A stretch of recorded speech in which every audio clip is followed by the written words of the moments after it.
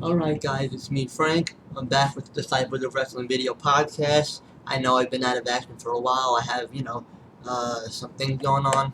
So I'm just gonna cut to the chase, jump right into Survivor Series. If you've been living under a rock for the past month and a half, you could go to the group, look up the conversations. I'm just gonna jump right into Survivor Series. I got a lot going on, so it might be a half-assed podcast, but you get the gist of it. Let's talk about Survivor Series. Anybody who's been living under a rock, uh, if you've been living under a rock, you should know right off the bat. For Survivor Series, you have the traditional 5-on-5 Survivor Series elimination match. Why WWE decided to have one on the pre-show makes no sense to me, because you had the Goldust return. Goldust is on the team with the Dudleys, uh, the Usos, I think, and Ryback. I don't know, I probably messed up somewhere, but whatever. And then on the other side, you had Bo Dallas, Stardust, and uh,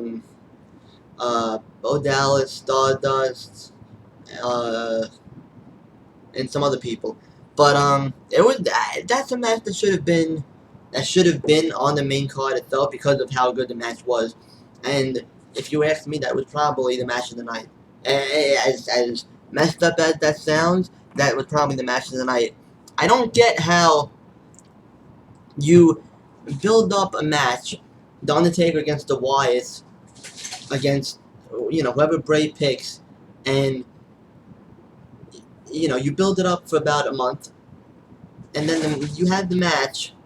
Great entrance by The Undertaker, right? By the way, amazing entrance. Um, it was nice. It was elaborate. It was like a nice send off, so to speak. But then you have the match. The match is like a 10-minute match. I mean, really, you expect I don't even know what to say. You have Bray, and you're trying to build him up and make him a believable character, and then you have a guy who's like 50 plus years old or whatever he is, and you have Kane. They fight for a couple of minutes. Braun Strowman gets chokeslammed through a table. Bray runs back into the ring with Harper. Double chokeslam, tombstone. The match is over. Really, that's it. All that build up was for what? Oh, what was for what? The match is pointless if it's a 10-minute match. A 10-minute match, and then you have the Divas match. That's almost 20 minutes. And that was a terrible match also. A terrible match. The pay-per-view sucked. It sucked. I will not give my money to WWE for anything when you have matches on the pre-show that are better than any of the matches that were on the pay-per-view itself. It is unbelievable how many times people in this group can predict word for word what's going to happen in the match, who's going to win the match, how the match is going to go down, what's going to happen tonight after Raw. It's unbelievable. I'm glad Roman Reigns lost the title, but it should have been Ambrose that won the belt. Right off the bat, it should have been Ambrose that won the title. I don't understand how you have a guy who comes out week after week, the fans love him, the fans are behind him, and then you decide to put the belt for 5 seconds on a piece of shit wrestler who can't cut a promo to save his life. My fucking dead grandmother could have made a better promo than Roman Reigns can. Any day of the week, I don't understand it. I don't get it. So you have Roman win the title for maybe, 3 minutes, 4 minutes? Everybody knew Sheamus was going to come out and cash in. Anybody could have predicted that coming a mile away. And you have Sheamus win. Okay, great, wonderful. As long as it's not Roman Reigns, I don't care. But then you have a guy, you have Roman, the fans hate him. So, the smart thinking by WWE, let's give the title to somebody the fans hate even more. Let's put it on Sheamus, who doesn't even deserve the damn belt. Give it to Ambrose. Give it to Owens. Give it to Cesaro. But this is the best part. Now you can't even give it to Cesaro because he's going to be out 6 to 8 months with shoulder surgery. It gets better and better. Half of WWE's main eventers are out of action because because one's hurt. This one got hemorrhoids in his ass, so he's out of action. The other one got constipation, so he can't work. I don't even know what to say. I really don't. It is unbelievable how many times WWE fucks up with people that should be main eventing, people that should be brought up to the main roster and aren't yet. Hideo Itami, yeah, he's been injured. Should have been on the main roster already. Finn Balor should have been on the main roster already. Sami Zayn should be on the main roster already. All of these people should be up there, and then instead you have stupid fucking feuds. You have Dolph Ziggler against the guy who looks like he's holding a giant dildo when he comes out in his hand, attached to a fucking cell phone. Tyler Breeze, who is basically Dolph Ziggler 2.0. Come on, let's be honest. Really? And you pair him up with a woman that looks like a fucking horse, Summer Rae. It is ridiculous how kids who are 12 years old can think of better storylines than WWE can. I watched Survivor Series with my friend Al, who's in the group, Dennis, as usual, and my friend Joe.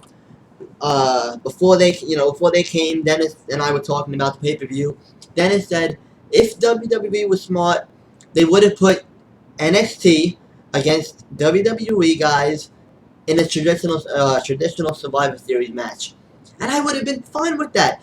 That's what people wouldn't have expected. It would have been a great match. I don't even know what to say anymore. I really don't know what to say anymore. This company is getting too predictable, too boring, to the point where people don't even want to watch anymore. People don't even want to watch anymore. You had the opportunity to you had the opportunity to do a you had the opportunity to do something great. You could have turned Roman heel. You could have turned Ambrose heel. Instead, you just have Ambrose laying in the ring like this, and he's dead after the match or whatever. He goes up to Roman, he gives him a high five, and leave. Roman had the belt in his hand, and I wanted him to smack the shit out of Ambrose with the belt and just turn heel, shake Triple H's hand, but no! We have to make Roman look strong. We have to make a guy who's 6'5" and about 200 and something pounds look strong. Like, he's already not strong. We're retarded, and we can't tell that Roman Reigns is a legit strong guy. And so you have to have Triple H come out, waste about 9 minutes of the show, and have Roman Reigns spear him to put Roman Reigns over. That makes him the next big thing. I don't even know what to say anymore because the pay-per-views are getting terrible. The build-up for the matches on the cards itself, they look great. And then when they have the matches suck.